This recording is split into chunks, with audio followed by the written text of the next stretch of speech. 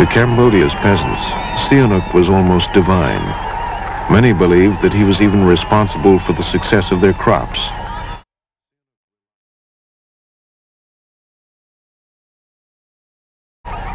But Sihanouk's prestige and popularity could not change Cambodia's geography. Cambodia.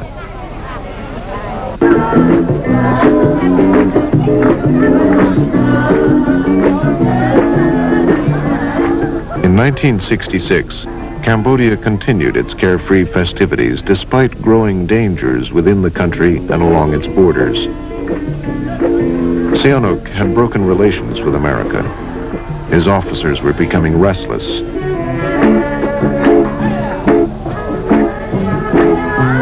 Sihanouk was also beginning to face trouble in the countryside, where small groups of Cambodian communists, the Khmer Rouge, were recruiting some discontented peasants.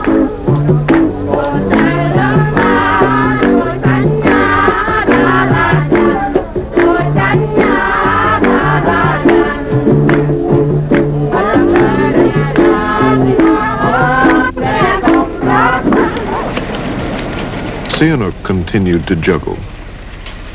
In 1967, he invited Jacqueline Kennedy to Cambodia, hoping to draw America's attention to his dilemma. Good, sir. Oh, good.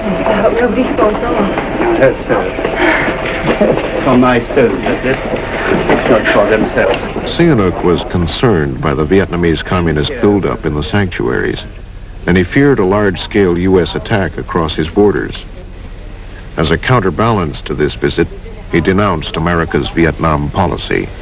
It would be immoral to support, your aggression, the aggression of the United States against the people of Vietnam. We want to have the right to continue to have the right to be united, to be free. And how could we deny to Vietnam the right to self-determination? Pursuing their enemy, American and South Vietnamese aircraft often attacked across the Cambodian border.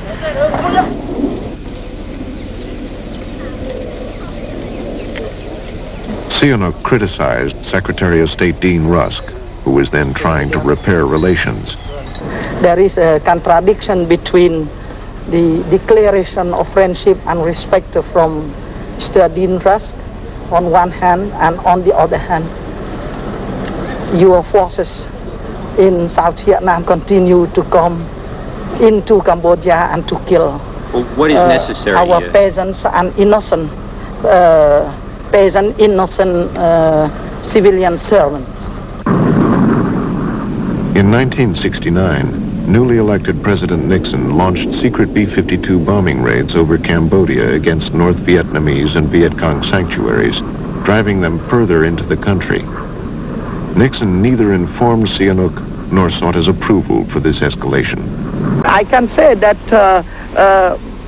some officers in our army and many deputies and many members of the government in Phnom Penh, they want to be your allies in order to have your dollars. They don't think about the destiny and the fate of our homeland.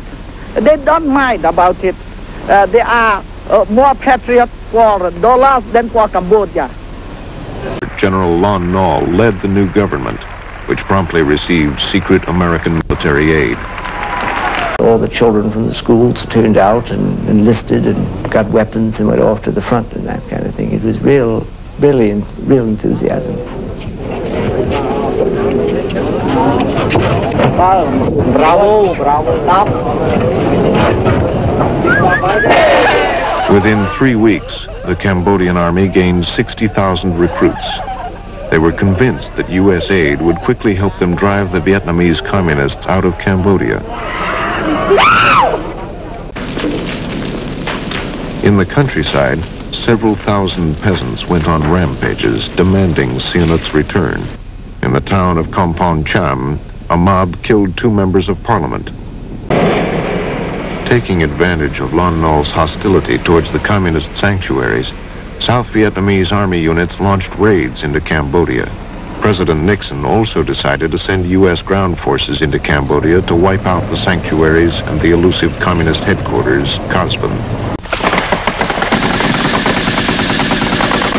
More than 20,000 American and 40,000 South Vietnamese troops invaded Cambodia. The operation, Nixon said, would protect American forces in Vietnam. The Americans first clashed with their enemy at the Cambodian town of Snool. Responding to rifle fire, jets and tanks pounded the town for 2 days. The Americans were meeting little. More than 350 American soldiers had died during the invasion. Within 60 days, as promised, the American forces pulled out of Cambodia. Nixon called the operation